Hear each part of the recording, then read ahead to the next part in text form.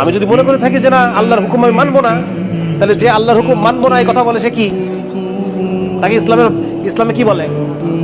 তাকে ইসলামে কাফের বলে, অস্বীকারী। কাফের শব্দের অর্থ ফাকাত কাফারা।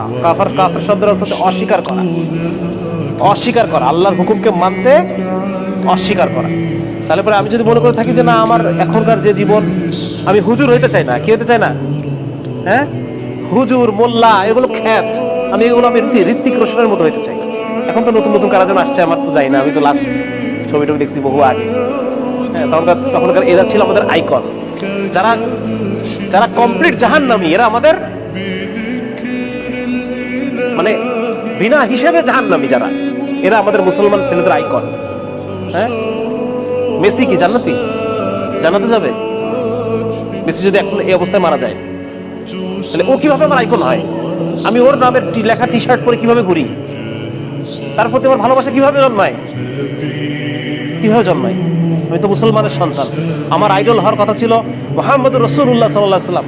আমার আইডল হওয়ার কথা ছিল আবু বকর, ওমর, খালিদ ইবনে ওয়ালিদ, মুহাম্মদ বিন কাসিম, হ্যাঁ, মাহমুদ গজনবী, এরা আমাদের আইডল হওয়ার কথা ছিল।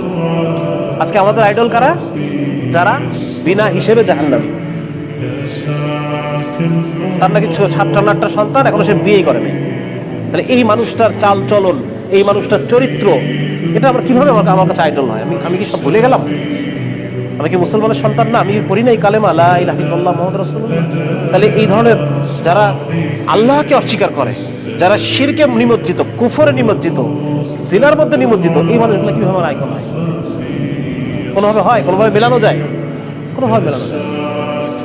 এই জন্য এইটা মনে করার কোনো কারণ নাই যে আমি এখন আমার যে যৌবনকাল, এইটা আমি যেভাবে ইচ্ছা সেভাবে চলবো, বৃদ্ধ বয়সে গিয়ে আমি ভালো হয়ে যাবো।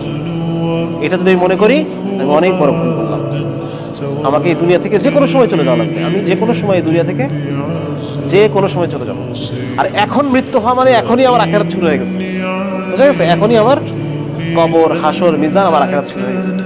যার কারণে এই ভুল থেকে আমাদের উঠতে হবে এবং মুসলিম হিসেবে আমাকে নিজেকে চিনতে হবে যে আমি সবার আগে একজন কি? সবার আগে আমি একজন মুসলমান। আমি আল্লাহ তাআলার বান্দা। আর বান্দা মানে আমাকে আল্লাহ তাআলার প্রত্যেকটা হুকুম ফুলফিল করতে হবে, আল্লাহর আদেশগুলো আমার মানতে হবে।